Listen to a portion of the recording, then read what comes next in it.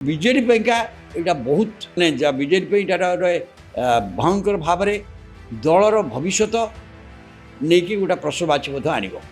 କାରଣ ଦଳ ଯଦି ଆପଣ ଯଦି ୱାକଅଫ୍ ବିଲ୍ରେ ଦଳ ଶେଷ ପର୍ଯ୍ୟନ୍ତ କୌଣସି ନିଷ୍ପତ୍ତି କରିଥିଲା ୱାକଅଫ୍ ବିଲ୍କୁ ବିରୋଧ କରିବ, କିନ୍ତୁ ଶେଷରେ ନିଷ୍ପତ୍ତି ନେଲା ଯେ ହୁଇପ୍ ଦିଆଯିବ ନାହିଁ, ପ୍ରତ୍ୟେକ ସଦସ୍ୟ ନିଜ ଇଚ୍ଛା ଅନୁସାରେ ଦେବେ।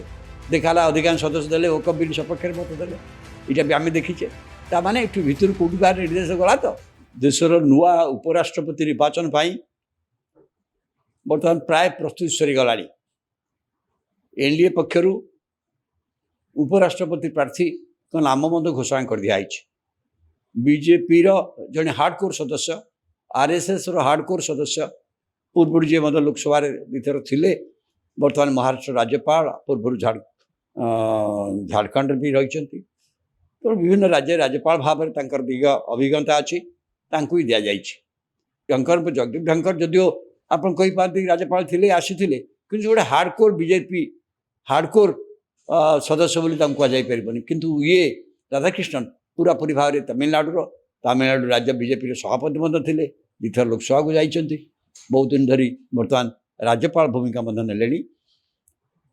ତେଣୁ ମୁଁ ଭାବୁଛି ସେ ଦୃଷ୍ଟିରୁ ବିଜେପି ଭାବୁଛି ତାଙ୍କର ନିର୍ବାଚନ ଜିତିବା ଏବଂ ଏନ୍ଡିଏ ଦଳମାନେ ଯଦି ସମର୍ଥନ କରିବେ ତାଙ୍କର ନିର୍ବାଚିତ ହେବାର କିଛି ଅସୁବିଧା ନାହିଁ। କାରଣ ଲୋକସଭା ରାଜ୍ୟସଭାର ସଦସ୍ୟମାନେ ତାଙ୍କୁ ଭୋଟ୍ ଦେବେ ଏବଂ ଦୁଇ ଗୃହରେ ଏମାନଙ୍କର ଯେଉଁ ସଂଖ୍ୟା ଅଛି ହେବା କଥା।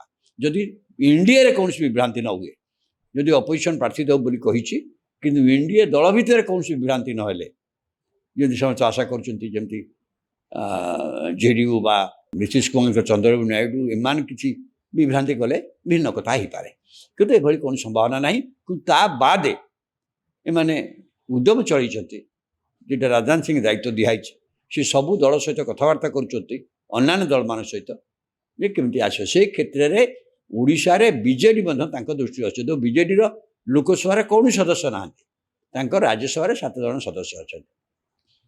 ତାଙ୍କୁ ଏଇ ସମର୍ଥନକୁ ଆଣିବା ପାଇଁ ଯୋଗାଯୋଗ ମଧ୍ୟ ହେଉଛି, ଯଦିଓ ନବୀନ ପଟ୍ଟନାୟକ ନିଜେ ଅସୁସ୍ଥ ଅଛନ୍ତି। କାହା ସହିତ ଯୋଗାଯୋଗ କରୁଛନ୍ତି ମୁଁ ଜାଣିନି, କିନ୍ତୁ ରାଜନାଥ ସିଂ ତରଫରୁ ବିଜେଡ଼ି ସହିତ ଯୋଗାଯୋଗ କରାଯାଉଛି। ବିଜେଡ଼ି ଯେଉଁ 7 ଜଣ ସଦସ୍ୟ ଅଛନ୍ତି ତାଙ୍କ ସହିତ ମଧ୍ୟ କଥାବାର୍ତ୍ତା ହେଉଛି। ଏବଂ ଏଠି ଯିଏ ବିଜେଡ଼ିର ନବୀନ ପଟ୍ଟନାୟକଙ୍କୁ ବ୍ୟତୀତ ଆଉ ଯିଏ ମୁଖ୍ୟ ବୋଲି ସମସ୍ତେ ବିଚାର କରୁଛନ୍ତି, ଯେମିତି ବିକେ ପାଣ୍ଡିଆନଙ୍କୁ ମାନେ ଭାବୁଛନ୍ତି, ତାଙ୍କ ସହିତ ହୁଏତ ଯୋଗାଯୋଗ କରୁଥିବେ। କଥା ସେଠି ବର୍ତ୍ତମାନ ନୁହେଁ। ଏଇ ଉପରାଷ୍ଟ୍ରପତି ନିର୍ବାଚନ ହୁଏତ ରେ ବିଜେଡ଼ି ସମର୍ଥନ ନ କଲେ ମଧ୍ୟ ଏନ୍ଡିଏ ପ୍ରାର୍ଥୀ ଜିତିବାରେ କୌଣସି ଅସୁବିଧା ନାହିଁ। କିନ୍ତୁ ବିଜେଡ଼ି ପାଇଁକା ଏଇଟା ବହୁତ ବିଜେଡ଼ି ପାଇଁ ଏଇଟା ଗୋଟେ ଭୟଙ୍କର ଭାବରେ ଦଳର ଭବିଷ୍ୟତ ନେଇକି ଗୋଟେ ପ୍ରଶ୍ନବାଚୀ ମଧ୍ୟ ଆଣିବ। କାରଣ ଦଳ ଯଦି ଆପଣ ଯଦି ୱାକଅଫ୍ ବିଲ୍ରେ ଦଳ ଶେଷ ପର୍ଯ୍ୟନ୍ତ କୌଣସି ନିଷ୍ପତ୍ତି କରିଥିଲା ୱାକଅଫ୍ ବିଲ୍କୁ ବିରୋଧ କରିବ, କିନ୍ତୁ ଶେଷରେ ନିଷ୍ପତ୍ତି ନେଲା ଯେ ହୁଇପ୍ ଦିଆଯିବ ନାହିଁ, ପ୍ରତ୍ୟେକ ସଦସ୍ୟ ନିଜ ଇଚ୍ଛା ଅନୁସାରେ ଦେବେ। ଦେଖାଲା ଅଧିକାଂଶ ସଦସ୍ୟ ଦେଲେ ୱାକଅଫ୍ ବିଲ୍ ସପକ୍ଷରେ ମତ ଦେଲେ। ଏଇଟା ବି ଆମେ ଦେଖିଛେ। ତାମାନେ ଏଠୁ ଭିତରୁ କେଉଁଠି ବାହାର ନିର୍ଦ୍ଦେଶ ଗଲା ତ ନହେଲେ ସସ୍ମିତ ପାତ୍ର ଭଳିଆ ଲୋକ ଏବଂ ଯେଉଁ ବିଧାୟକ ବା ଯେଉଁ ସାଂସଦମାନେ ଭୋଟ୍ ଦେଲେ ସେ ଦେଇନଥାନ୍ତେ। କେବଳ ଜଣେ ଦେଖିଲା ସଦସ୍ୟ ଯିଏ ବିରୋଧରେ ଭୋଟ୍ ଦେଲେ ସେ ମୁନାଫା, ଏଇଟା ଆମେ ସମସ୍ତେ ଜାଣିଛେ। ତେଣୁ ସେଇଭଳିଆ କିନ୍ତୁ ସେତେବେଳେ ହୁଏତ ପରିସ୍ଥିତି ଚଢ଼ିଗଲା। କିନ୍ତୁ ବର୍ତ୍ତମାନ ଉପରାଷ୍ଟ୍ରପତି ନିର୍ବାଚନ ବର୍ତ୍ତମାନ ଦେଶର ଯାହା ପରିସ୍ଥିତି ହେଇଛି, ସେଥିରେ ଯଦି ବିଜେଡ଼ି ଏଇଠି ଏନ୍ଡିଏ ପ୍ରାର୍ଥୀ ବା ବିଜେପି ପ୍ରାର୍ଥୀଙ୍କୁ ସମର୍ଥନ କରେ, ଏ ଦଳର ଭବିଷ୍ୟତ ବି ପ୍ରଶ୍ନ ଏଇ ସକାଶେ ନା ଓଡ଼ିଶାରେ ବିଜେପି କ୍ଷମତାରେ ଅଛି। ବିଜେଡ଼ି କ୍ଷମତାଚ୍ୟୁତ କରିକି ବିଜେପି କ୍ଷମତାକୁ ଟିକେ ଆସିଛି ଏବଂ ବିଜେଡ଼ିର ଭବିଷ୍ୟତ ନେଇକି ପ୍ରଶ୍ନବାଚୀ ଅଛି। ଏ ବିଷୟରେ ନବୀନ ପଟ୍ଟନାୟକଙ୍କ ଉପରେ ସମ୍ପୂର୍ଣ୍ଣ ଭାବେ ନିର୍ଭର କରୁଥିବା ଦଳଟି ଏବେ ଏଭଳି ଭାବରେ ଅଛି ଯେ ତାଙ୍କର ଅସୁସ୍ଥତା ମଧ୍ୟ ଦଳ ପାଇଁ ସଙ୍କଟ ହେଇଛି। ଦଳ ବିଜେପି ବିରୁଦ୍ଧରେ ବାସ୍ତବିକ ଜାତୀୟ ସ୍ତରରେ ହେଉ କୌଣସି ବଡ଼ ଭୂମିକା ନେଇପାରୁନି। ଫଳରେ କ'ଣ ହେଉଛି, ଯେତିକି ଦିନ ବିତି ଚାଲିଛି ଓଡ଼ିଶାରେ କଂଗ୍ରେସ ଯେଉଁଟା ଅତ୍ୟନ୍ତ ଦୁର୍ବଳ ଥିଲା ଓଡ଼ିଶାରେ ଧୀରେ ଧୀରେ ସକ୍ରିୟ ହେବାରେ ଲାଗିଛି। କାରଣ କଂଗ୍ରେସ ଏକମାତ୍ର ବିଜେପିର ବିକଳ୍ପ ବୋଲି ଏଠି ଲୋକ ଭାବୁଛନ୍ତି। ତେଣୁ ବିଜେଡ଼ି ଯଦି ଏଇଠି ପୁଣି ଗୋଟେ ଭୁଲ ନିଷ୍ପତ୍ତି ନେଇଯାଏ, ବିଜେଡ଼ି ଅନେକ ଲୋକ ଭାବିବେ ବୋଧହୁଏ ଆମେ କ୍ଷମତାଚ୍ୟୁତ ହେଲା ପରେ ମଧ୍ୟ ବିଜେପି ସାଙ୍ଗରେ ଆମକୁ ରହିକି କାମ କରିବାକୁ ପଡ଼ିବ। ଏଇଟା ଅନେକ ବିଜେଡ଼ି ଲୋକମାନଙ୍କୁ ଗ୍ରହଣୀୟ ନୁହଁ। ବିଜେଡ଼ି ବାରମ୍ବାର କହୁଛି ଗତ ନିର୍ବାଚନରେ ଭୋଟ୍ ଚୋରି ହେଇଛି, ଏ କଥା ଅଭିଯୋଗ ସେମାନେ ମଧ୍ୟ କଲେଣି। ଏବଂ ସେ ସଂକ୍ରାନ୍ତ ନିର୍ବାଚନ କମିଶନକୁ ଦର୍ଶାଇବାକୁ ଯାଉଛନ୍ତି, ଦର୍ଶାଇଛନ୍ତି, ଆହୁରି ଦର୍ଶାଇବେ।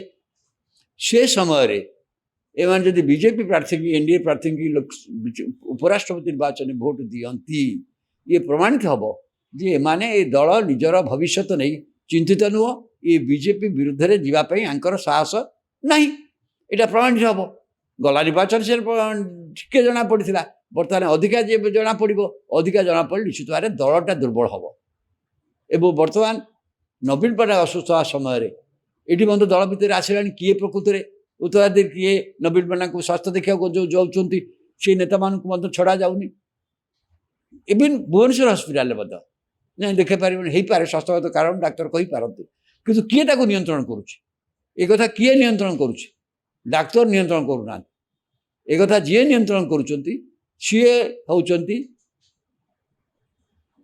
ସେଇ ବ୍ୟକ୍ତି ଯିଏକି ଗତ ନିର୍ବାଚନରେ ଦଳକୁ ଏଭଳି ବିପର୍ଯ୍ୟୟ ଭିତରକୁ ନେଇଗଲେ। ତେଣୁ ସେଇ ମଧ୍ୟ ଅଛନ୍ତି।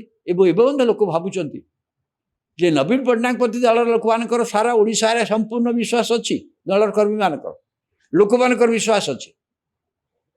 କିନ୍ତୁ ଭିକେ ପାଣ୍ଡିଆନ ଦଳକୁ ଏ ବିପର୍ଯ୍ୟୟକୁ ଦେଇଥିବା ଦୃଷ୍ଟିରୁ ଭିକେ ପାଣ୍ଡିଆନଙ୍କ ଉପରେ ସେ ବିଶ୍ୱାସ ନାହିଁ। କିନ୍ତୁ ବର୍ତ୍ତମାନ ଦେଖାଯାଉଛି ଯେ ସେ କ୍ଷମତାରୁ ଗଲା ପରେ ମଧ୍ୟ ବସ୍ତୁତ ନବୀନ ପଟ୍ଟନାୟକଙ୍କୁ ଜଣେ ହୋଷ୍ଟେଜ୍ ଭାବରେ ଭିକେ ପାଣ୍ଡିଆନ ରଖିଛନ୍ତି, କାରଣ ତାଙ୍କରି କଥା ଅନୁସାରେ ସବୁ କଥା ପରିଚାଳିତ ହେଉଛି। ସୋ ୟାରି ଭିତରେ ଯଦି ନିଷ୍ପତ୍ତି ହେଇଗଲା ଯେ ସେ ବିଜେପି ପ୍ରାର୍ଥୀ କି ସମର୍ଥନ କରିବେ, ଏନଡିଏ ପ୍ରାର୍ଥୀ କି ସମର୍ଥନ କରିବେ, ତା ଲୋକଙ୍କ ବିଷୟରେ କ'ଣ ବିଶ୍ୱାସ ହେବ? এইটা দল পাইকা ବହୁତ ବଡ଼ ସଙ୍କଟ ଆହ୍ୱାନ ସୃଷ୍ଟିକାରୀ ହେଇଯିବ। ତେଣୁ ସେଇ ଦୃଷ୍ଟିରୁ ଏଇ ନିର୍ବାଚନରେ, ଏଇ ଉପରାଷ୍ଟ୍ରପତି ନିର୍ବାଚନ ବିଜେଡି ପାଇକା ଗୋଟେ ଟର୍ଣ୍ଣିଂ ପଏଣ୍ଟ ହେଇପାରେ। ୟା ପରେ ଆହୁରି ଗୋଟେ ଟର୍ଣ୍ଣିଂ ପଏଣ୍ଟ ଆସନ୍ତା ବର୍ଷ ହେବ, ଯେତେବେଳେ ରାଜ୍ୟସଭା ନିର୍ବାଚନ ହେବ, ରାଜ୍ୟସଭାକୁ କିଏ ଯିବ। ତ ଏଇ ପରିପ୍ରେକ୍ଷୀରେ ମୁଁ ଭାବୁଛି ଏଇ ବର୍ଷଟା ଆଜିଠୁ ଆରମ୍ଭ ହେଇ ଉପରାଷ୍ଟ୍ରପତି ନିର୍ବାଚନ 26 ମାର୍ଚ୍ଚ ମାସର କଥା, ତ ଆଉ 4 ମାସ 5 ମାସର କଥା। ଏଇଆ ନିର୍ଣ୍ଣୟ କରିବ ବିଜେଡିର ସମ୍ପୂର୍ଣ୍ଣ ରୂପରେଖ, ଭବିଷ୍ୟତ ଓଡ଼ିଶାରେ କ'ଣ ହେବ। ଆର ମୂଳଦୁଆ ମୁଁ ଭାବୁଛି ଉପରାଷ୍ଟ୍ରପତି ନିର୍ବାଚନରୁ ସ୍ଥାପିତ ହେବ ବୋଲି ଅନେକ ଭାବୁଛନ୍ତି। ମୁଁ ମଧ୍ୟ ଭାବୁଛି ଏଠି ବହୁତ ଚତୁରତା ସହିତ ବିଜେଡିକି ନିଷ୍ପତ୍ତି ଦେବାକୁ ପଡ଼ିବ। ଏହା ଗୋଟିଏ ମୁଖ୍ୟ ଦଳ, ଏବେ ମଧ୍ୟ ମୁଖ୍ୟ ବିରୋଧୀ ଦଳ, ଏତେ ଦିନ ଶାସନ କ୍ଷମତାରେ ଥିଲା, ଏବେ ମଧ୍ୟ ନବୀନ ପଟ୍ଟନାୟକଙ୍କ ଲୋକପ୍ରିୟତା ସହିତ ସମାନ ଲୋକପ୍ରିୟ ନେତା ଓଡ଼ିଶାରେ ନାହାନ୍ତି। ଏଭଳି ଅବସ୍ଥାରେ ଦଳ ଏପରି ଭାବରେ ନିଜକୁ ଯଦି ସରେଣ୍ଡର କରିଯାଏ, ଆତ୍ମସମର୍ପଣ କରିଦିଏ, ବିଜେପି ପାଖରେ ଦଳର ଭବିଷ୍ୟତ ନେଇ ଯେଉଁ ପ୍ରଶ୍ନବାଚୀ ହେବ, ତାକୁ ଦଳର ସାଧାରଣ କର୍ମୀମାନେ ସହଜରେ ଗ୍ରହଣ କରିପାରିବେନି ଏବଂ ସେଇଠି ବିଶୃଙ୍ଖଳା ସୂତ୍ରପାତ ହେବ।